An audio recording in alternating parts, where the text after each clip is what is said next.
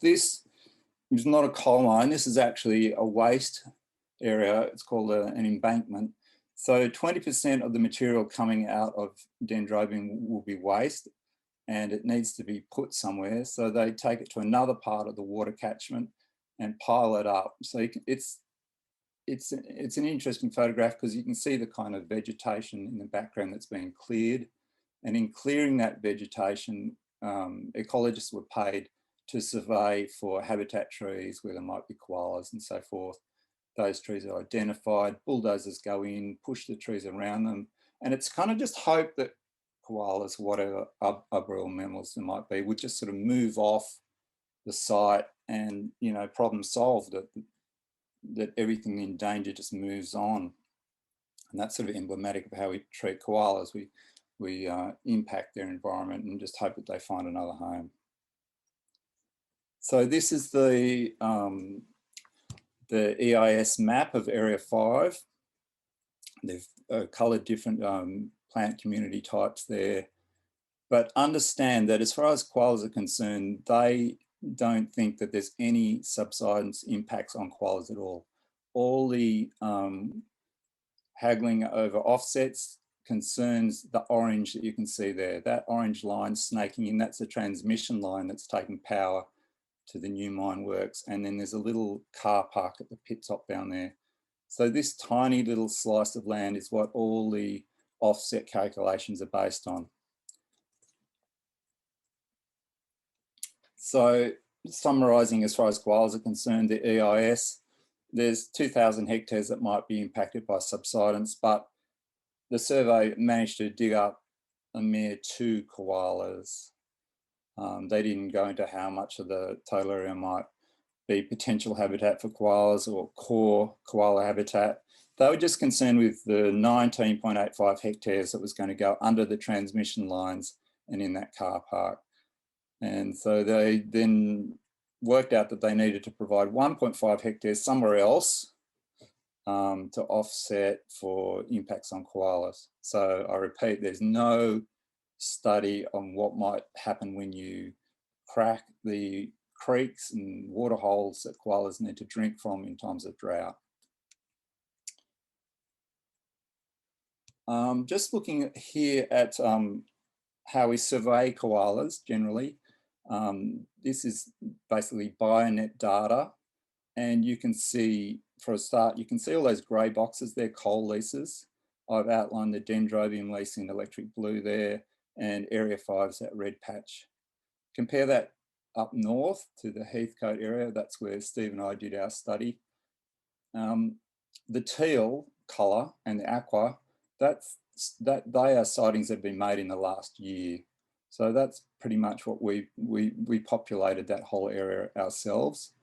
Prior to that, there was just a couple of little dots there. Then if you look to the west, all that work's been done in Campbelltown. Also a lot of recent work from citizen scientists.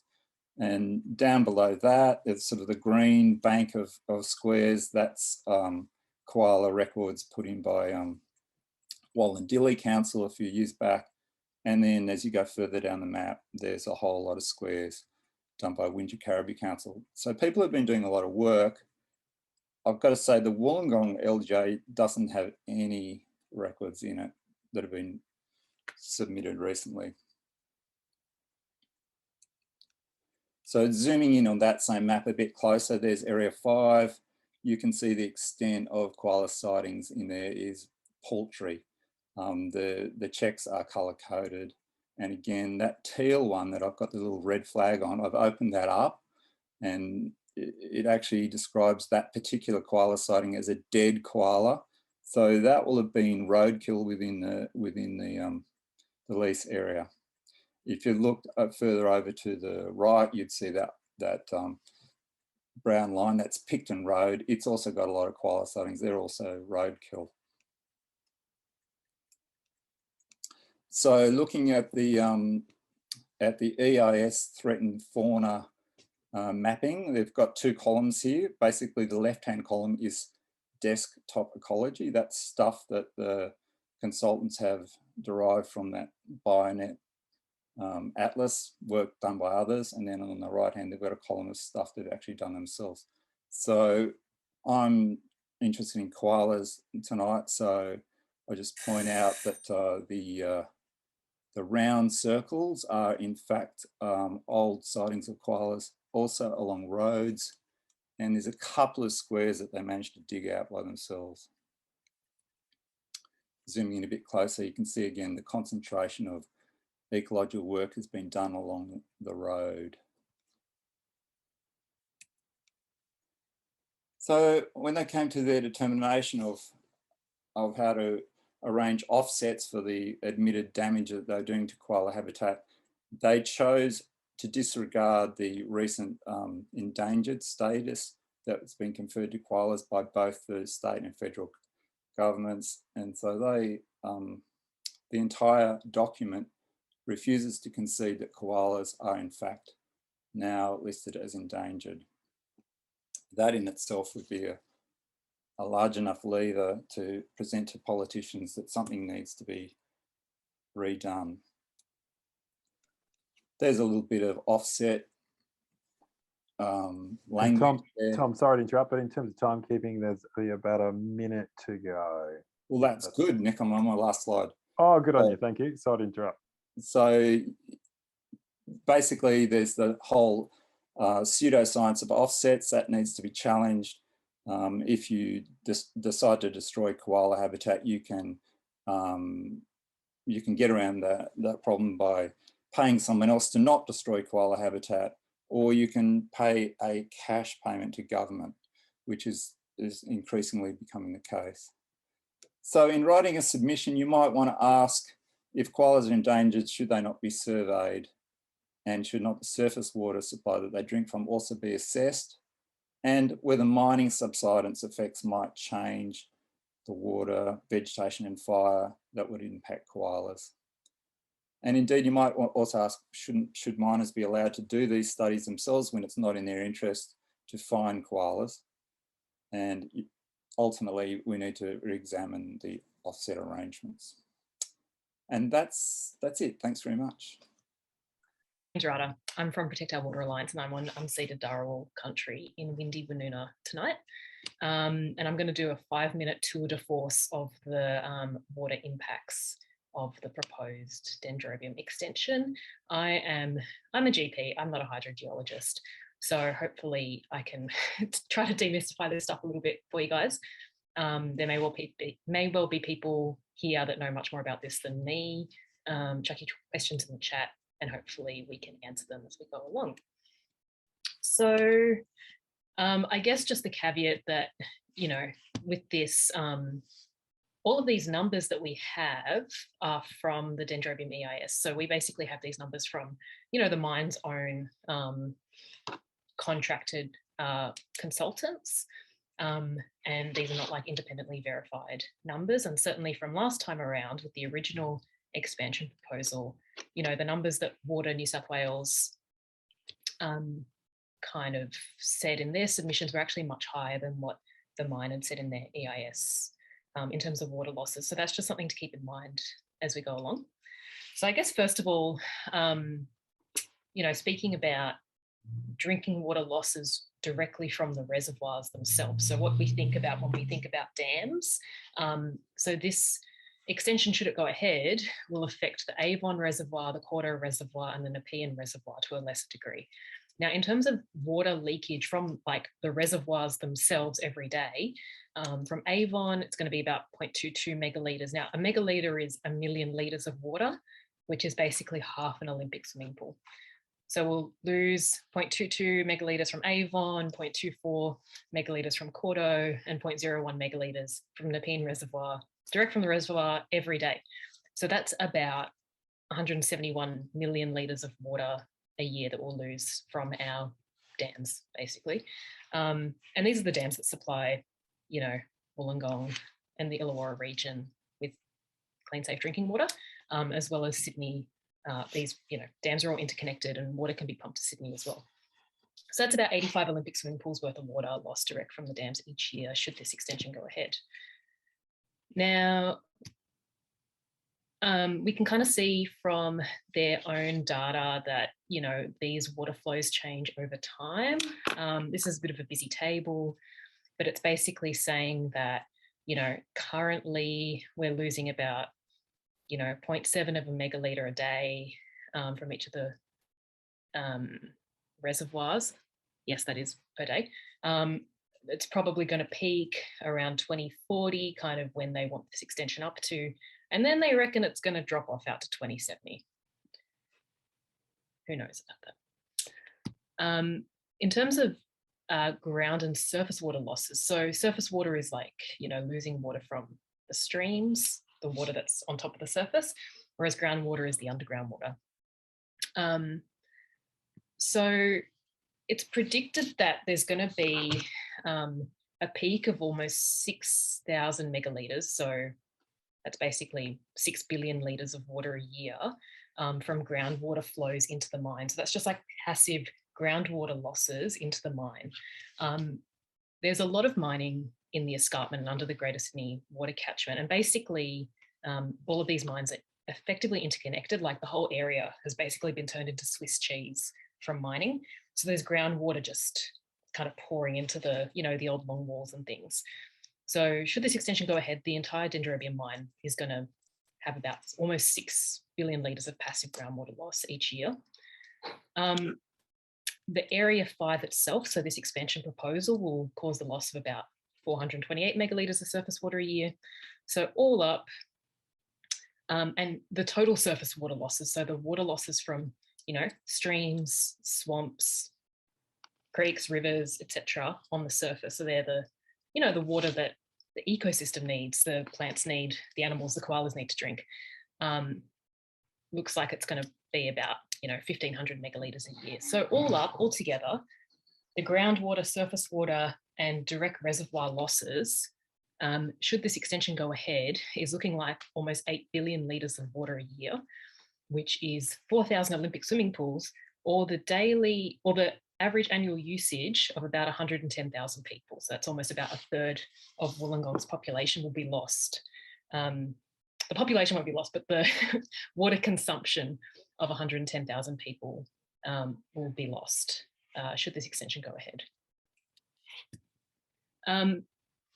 Last time round, when the previous expansion proposal was going through the IPC, there was a meeting between the Independent Planning Commission and the Independent Panel for Underground Mining, or IAPUM, basically kind of around lots of issues. And the first question that the IPC asked this independent panel was, can this mine be sealed? i.e., can we stop water coming out of this mine? And basically, long story short, this guy, Mr. Galvin, who was on the expert panel, basically said that, this is an issue that is not specific to Dendrobium. Basically, every mine has this issue of how do we close it properly? How do we minimize legacy issues and leave a stable, safe, non-polluting and self-managing mine at the end of its lifetime? And then he goes on to say that basically, so if you seal the entrance to Dendrobium, then the water level starts to build up. Where does the water go? How does the water come out? And can all of the other old mines in the escarpment handle having that amount of water pressure? And basically, he didn't think it was all that possible. And probably we're going to have the option of just having perpetual water losses out the front gate of this mine forever and ever. So that was the kind of, independent advice that was given to the IPC last time around, which led to the rejection of the previous expansion proposal. And, this issue is going to be the same for this extension proposal as well. In terms of how South 82 proposes to fix all the cracked streams due to subsidence, this is just a table that I pulled out of their EIS. Basically, they talk about fixing the cracks in the rocks by grouting them by hand, pouring polyurethane into the cracks, and doing some water spreading techniques with long lengths of core logs and Hessian sausages linked together. We've kind of seen some of these stream remediation techniques used kind kind of around Helensburgh, and they haven't looked wildly successful and probably will contaminate the landscape further. So that's how they propose to, fix these surface water losses. In terms of water offsets, now probably a lot of you are a bit critical of the idea of an offset in the first place. Basically, South 32 says that they will give the government some money to offset the water that they will lose. And then that will be of net benefit to the catchment. So make of that what you will. And in terms of water pollution, basically, this was paid kind of only really brief attention in the surface water assessment. But, it's noted that there are decreases in water quality in streams that have been directly mined beneath, and that iron sanding in creek beds is really commonly associated in streams that have been mined beneath. I'll just kind of skip through this slide in the interest of time. And in terms of the wastewater that is discharged from the mine, and this is my last slide, so there is a licensed discharge point 5 in Unanderra at a place called Allens Creek that flows out to Port Kembla Inner Harbour, I think. Right now, there's about 9 million litres of water a day pouring out into this creek. And that's going to increase to a peak of about 18 million litres of water a day in 2037. And there was some really great citizen science in the last couple of years that identified exceeding levels of heavy metals in that creek that exceeded safe levels. So we can kind of only assume that probably the levels of heavy metals in that creek, in Allens Creek, and then that flows out to the ocean, is going to increase with an increased water flow through that creek. So that was a lot to get through. Obviously, we can share all of this information, and there's a bit more on the POWA website as well. But I will stop sharing now, and I will hand over to Sally, who's going to talk about climate impacts and greenhouse gas emissions. You from Coaldale as well. Jawa country, not ceded, and I would pay my respects to the elders who are coming and who are going ahead of us. So I'm just going to talk to you today very quickly about the greenhouse gas assessment. I'm just going to read it really fast, so brace yourselves. Okay, so what the Intergovernmental Panel on Climate Change says, most of you will probably know this, that coal use in OECD nations should end completely by 2030. Coal production should have peaked by 2020, 2 years ago. The International Energy Agency likewise states that beyond projects already committed as of 2021, no new coal mines or mine extensions are required. The production gap measures the difference between government's emissions commitments and their plans relative to 1.5 degrees warming. And they say that governments are planning to produce around 110% more fossil fuels in 2030 than would be consistent with limiting global warming to 1.5 degrees C. So you can see the difference. The red line is the plans that they just keep on going up, and the purpley blue line down the bottom is what would be consistent with 1.5 degrees. What Australian climate scientists say, Leslie Hughes and Will Steffen from the Australian Climate Council calculate that Australia needs to achieve net zero emissions within 16 years, around 2038, and reduce emissions by 50 to 75% by 2030. So just a really quick summary for anybody that is coming here new to, submissions. I'm just imagining there's not too many of you there, but I'll just do a super quick summary. So greenhouse gases are measured in carbon dioxide equivalents. Methane's about 28 to 36 times more potent than carbon dioxide in its global warming. So 1 tonne of methane is 28 tonnes of carbon dioxide equivalents. Flaring is the combustion of fugitive methane, which converts it to carbon dioxide. Scope 1 emissions are produced directly on site. Scope 2 emissions are generated indirectly through electricity consumption on site, and Scope 3 emissions are all other indirect emissions associated with the product. Planning authorities don't consider Scope 3 emissions because they're considered to be accounted for by the consumer. Fugitive emissions are gases, mostly methane, that are released from coal seams and the surrounding strata during the mining process. So this table is basically the greenhouse gas emissions summary.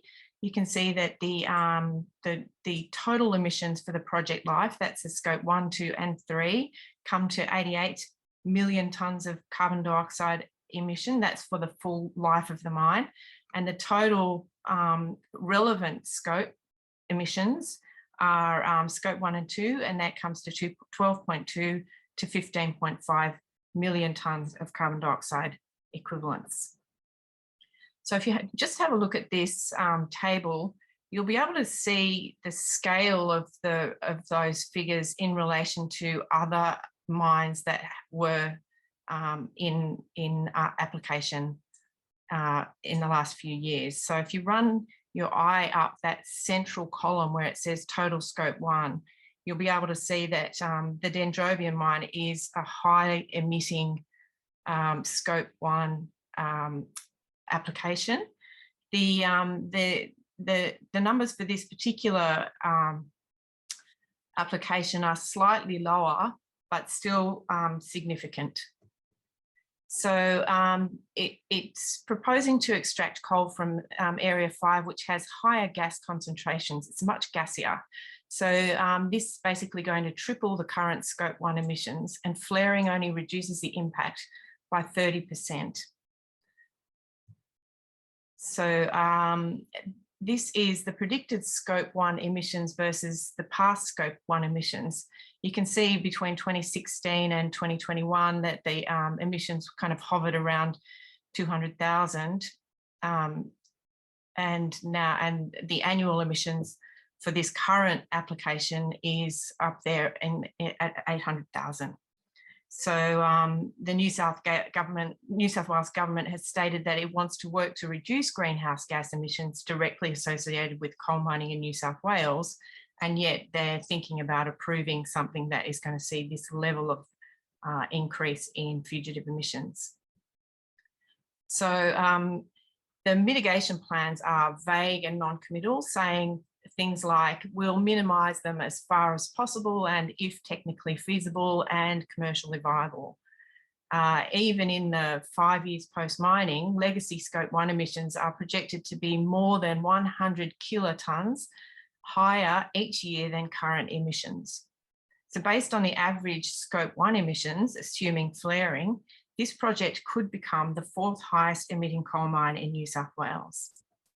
So there are emissions that they haven't included in the application, namely Scope 3 emissions associated with transporting the product from the export terminal to their eventual locations, Scope 1 emissions associated with destruction to the upland swamps. The swamps, when they dry out, become carbon sources rather than carbon sinks, and they're also susceptible to bushfire, which could lead to more emissions as well. Scope 1 emissions associated with land clearing. We saw those pictures from Tom where they've cleared area, and also they want to build new infrastructure there as well associated with new technology. So Scope 1 emissions associated with energy use in the remediation process, such as waste processing. And strangely, they have this thing where we don't have to refer to Scope 1 emissions that are the same as our current project. So that's a kind of a weird omission that they do. So the reporting processes generally have been shown to be inadequate. So new studies are showing that fugitive emissions from coal mining are being globally underestimated, underreported, including in Australia, and emissions are likely to continue growing long after the coal mine ceases to be active. This lag effect is increased in deeper seams. So all those links will be available to see so that you can follow those up. New South Wales Planning Department admitted that applying its climate targets to individual fossil fuel applications contained significant uncertainty. Australia's reported methane emissions from coal mining are half of what the IEA estimates. So you can see that that the IEA is estimating our coal mining emissions at close to 1,800, but what we're reporting to the UNFCCC is only 900 kilotons. So it's significantly less. The New South Wales Treasury found that to meet its net zero commitment, meaningful action on greenhouse gas emissions from coal mining is required. So just one more thing, Dendrobium's significance to BlueScope steel is overstated. So they quote the Department of Agriculture, the DAWE, claiming that green steel technology is not viable before the 2030s. However, in 2026, SSAB will be producing 100% green steel at commercial scale. In the latter half from 2025 through to 2030, Boston Metal in the US will also be deploying green steel. Green hydrogen technology has had a whole lot of investment and is accelerating. And Shell and Rio are also partnering with BlueScope to pilot green steel technology at Port Kembla.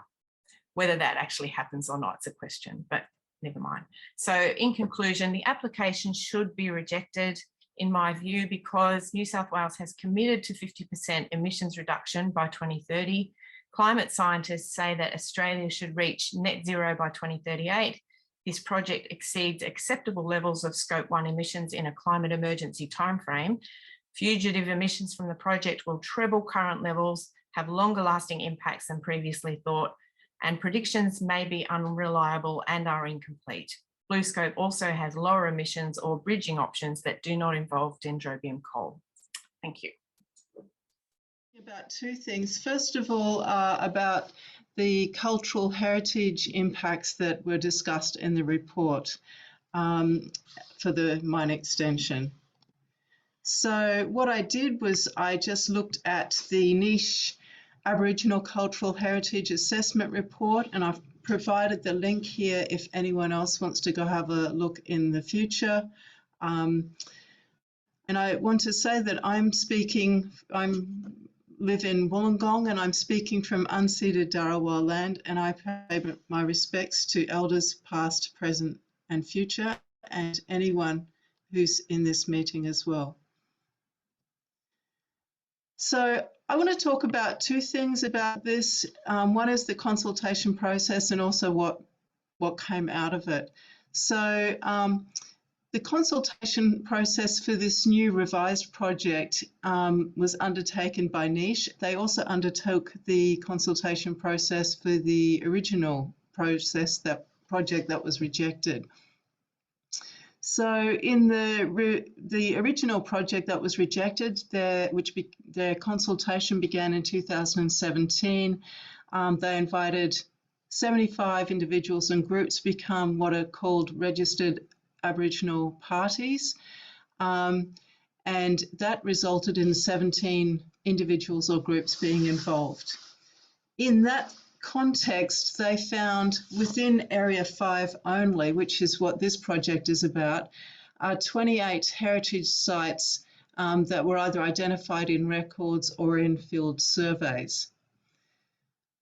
After the original Dendrobium project was rejected, they undertook a second consultation, which began in 2021. Again, after looking around and putting adverts out, they identified and invited 75 individuals or groups to become registered Aboriginal parties. And this time there were 13 more groups that got involved, so there was a total of 30.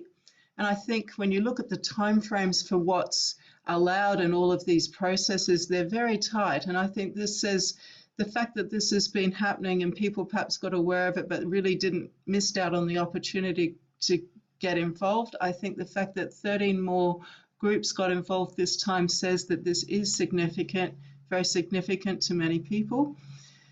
The subject area was revisited again, and on that the second surveys, they found another 3 heritage sites. So they went from 28 heritage sites to a total of 31 heritage sites that were identified. So right from the start, when I think about this process, I was thinking, well, given real time and opportunity, how many more First Nations people would want to come forward and be involved and have their say? And also how many more sites, in inverted commas, might be identified? So from this perspective, I think that the estimates that are in the report of cultural heritage and also the potential damage that could happen to the cultural heritage are necessarily lower bound estimates. So in this table here contains the list of registered Aboriginal parties for the project who were in the second, in the revised project, the one that we're looking at today. There's 30 groups there. And having read through the Indigenous Cultural Heritage Report, what's really clear to me is that, well, even before reading through the report, I knew that First Nations people have lived in and around the proposed impact area for many thousands of years.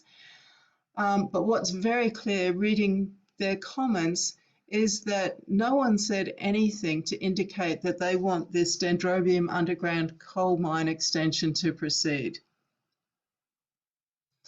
So this map here shows roughly where Area 5 is in relation, that's the one in grey, in relation to the already mined or already approved mining areas of areas 1, 2, 3, and, sorry, 1, 2, and 3. So just looking at this area, if you look at Avon Dam on the left and Avon River and Dam and Cordo Dam and River on the right, you can see that a lot of the area between the two of them has been undermined already. And they're proposing through mining Area 5 to kind of almost colour in the whole area. What that previous map didn't show was the intricacy and the detail of the land, and this map also doesn't show it, but at least you can see some of the waterways that are in and around Area 5. What's also in there are cliffs, stone outcrops, rock shelters, native vegetation in and under that area. And that's where people have lived and interacted and found food for thousands of years. So what's clear reading the report is there's a niche and a South 32 perspective, and that is that, well, an Aboriginal cultural heritage assessment is required as part of the assessment process, so the EIS has ticked the box of doing that. Under the law, there's an obligation to study or monitor Aboriginal cultural heritage, but there's not any requirement to prevent damage or destruction. So another thing that's clear when you read it through is that there's feedback that, you know, the niche people are not really interested in what consulted First Nations people want. Niche's report is mostly highlighting that South 32's mine design, their revised one, sought to avoid sites, and kind of what their recommendations are really don't address the desires of what's been told to them by the people who are consulted. Another aspect of the report is that they talk about sites or artifacts and also discuss scientific significance. They do acknowledge that there's cultural significance also, but you know, there's a kind of a disconnect in terms of what the agenda for Niche and South 32 is versus what the agenda for the consulted First Nation people's perspective was. In terms of impacts to the sites, what's been projected by Niche was varied from something like 1%, 5%, and up to 10% for some sites. So, and I've got a cutout here down below of how, from the report, so the sites are primarily listed as having low scientific significance or moderate or high scientific significance, and how they're described, even with an acknowledgement that all sites are highlighted by the Aboriginal community to have high cultural significance. The one thing to remember in all of this is that what everyone was aware of is that damage and destruction will occur, because what's being forecast in the subsidence report in the EIS is 2 meters subsidence. That means the ground surface drops 2 meters. There's tilting, hogging, all sorts of other effects going on. So that means that rock shelters can fall over. It means that waterways that once had flows over them where people have grooved axes and things like this on rocks, those will no longer receive water, or the rocks themselves may be broken up. So damage will occur. So I thought, I'm not an expert in this, and I apologize to people that I'm not, and I don't pretend to speak for First Nations people, so I wanted to copy in some of the perspectives and read some of them to you in my presentation. And I won't read them all, but there's a few more I've copied into the presentation, and it will be available online. But to start with, referring to the word Aboriginal, ourself and other people,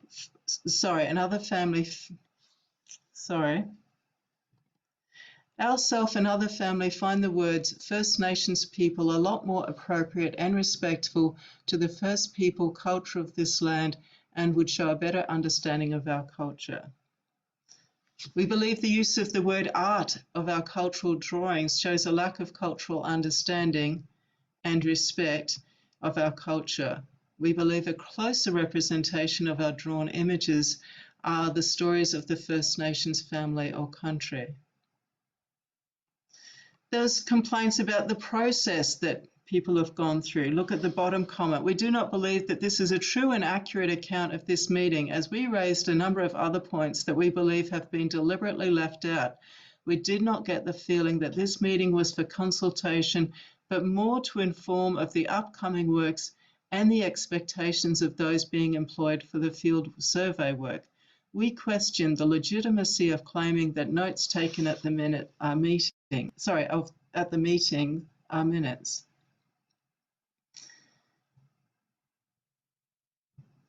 From our perspective, the country is our mother. We come from our mother, and we have the responsibility to look after her and everything on her, so it is able to sustain everything and in turn us.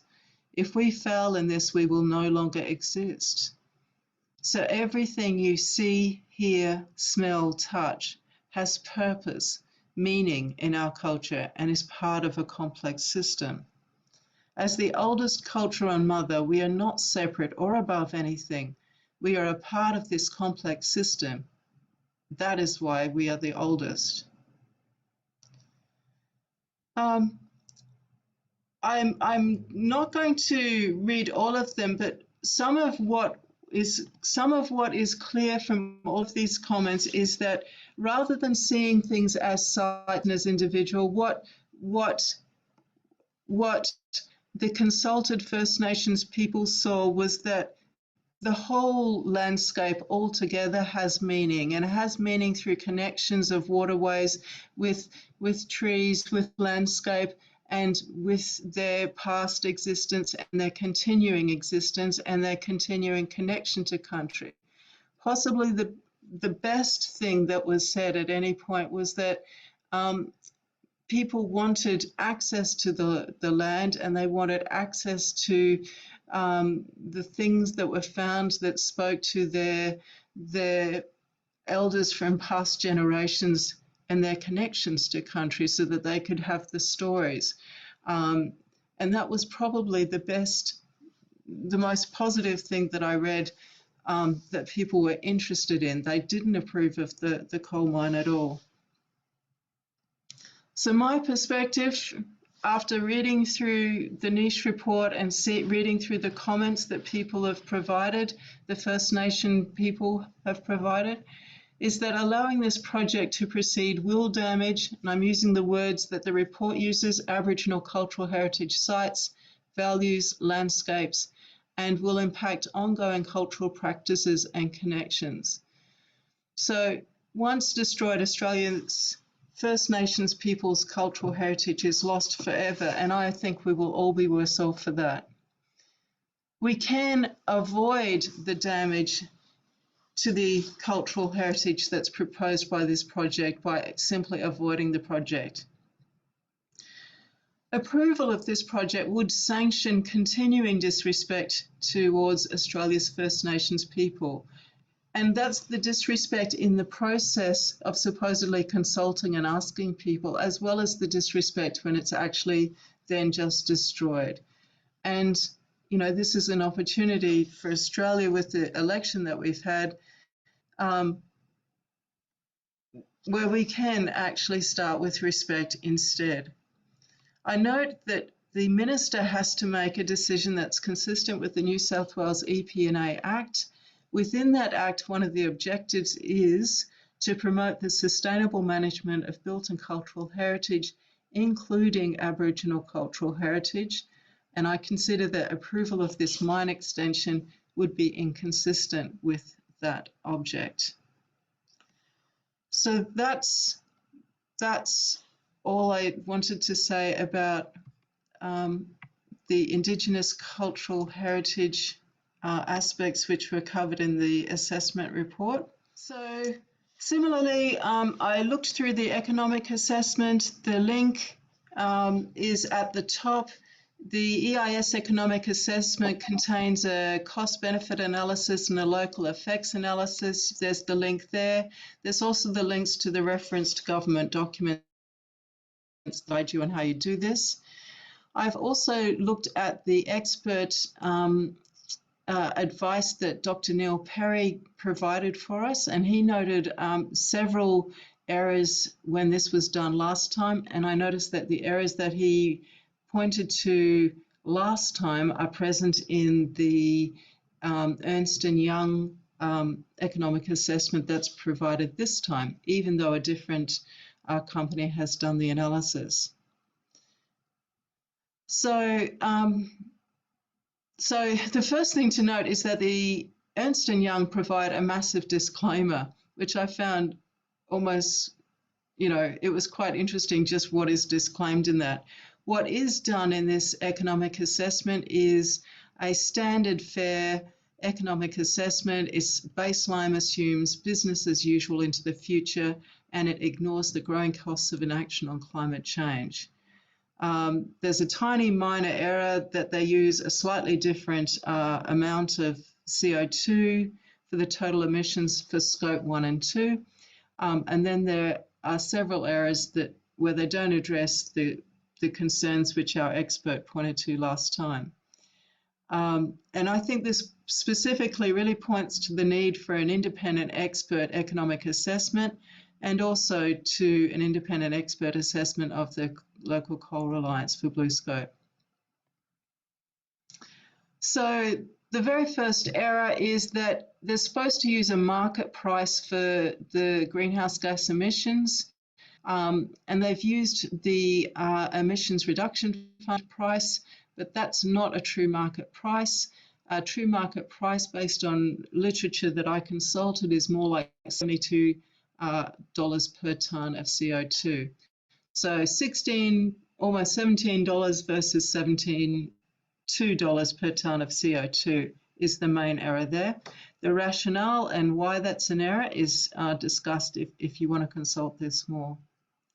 The next main error is that after they calculated the cost of the greenhouse gas emissions, they then, for scope 1 and 2 emissions only, which are the emissions that South 32 generates itself or through the consumption of electricity, it then scaled that down many times over by the proportion that the New South Wales population is to the global population.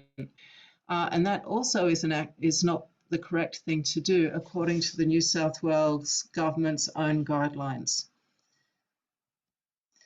A third really significant error is that so many things which they offsetted by paying a smaller paltry amount of money to the government for,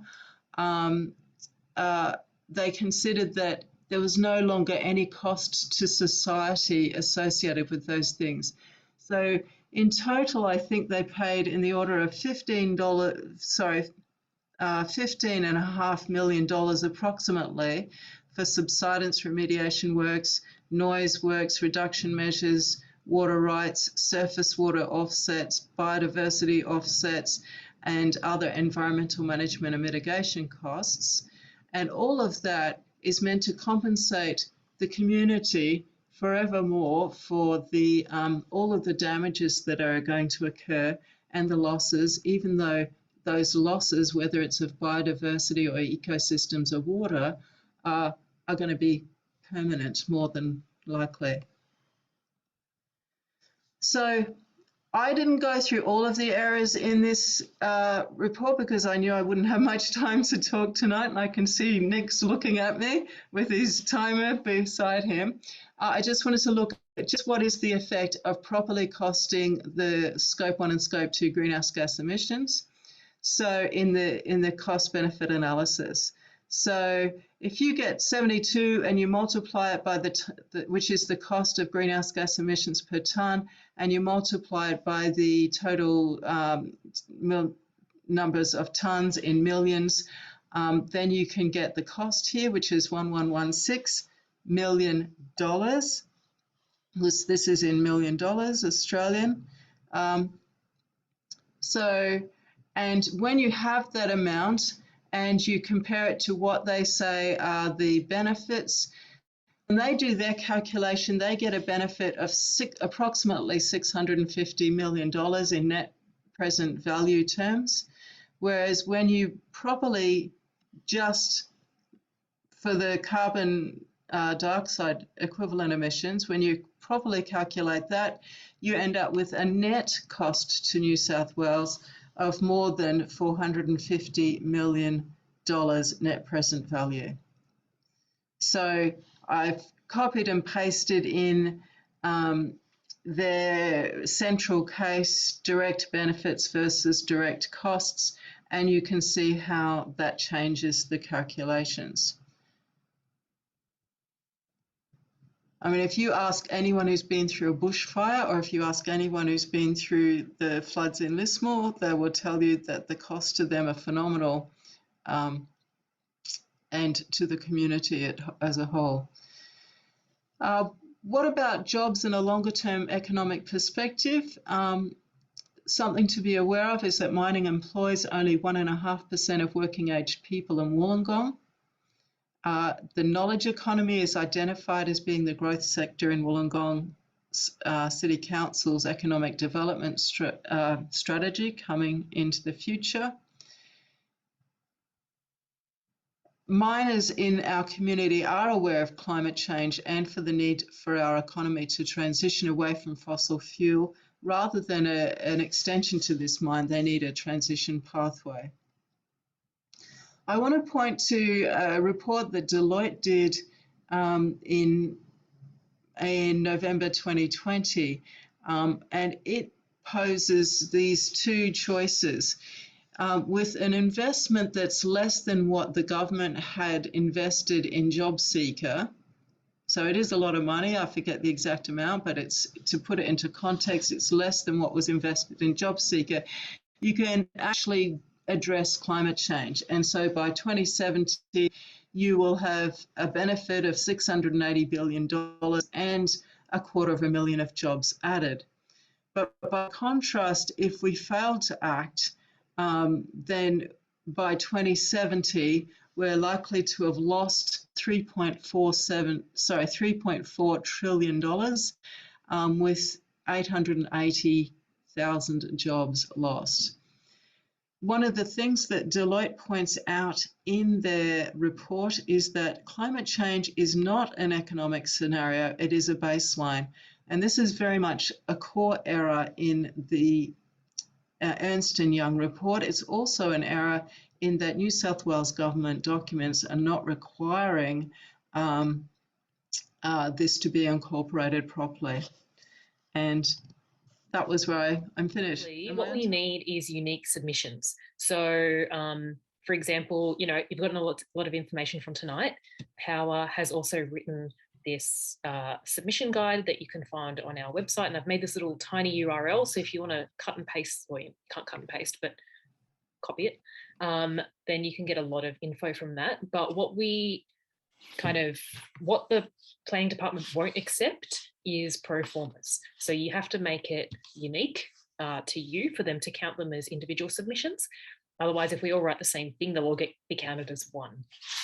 So please add your own flair. You don't have to include everything, just include, you know, the points that seem the most salient to you. You could do it tonight. Please do it by the 14th of June. If you Google Anthony Roberts, Planning Minister, you will come up with some, you know, contact details for his ministerial office, as well as his Lane Cove electorate office. So please feel free to also just, you know, directly contact him and let him know what you think about this project.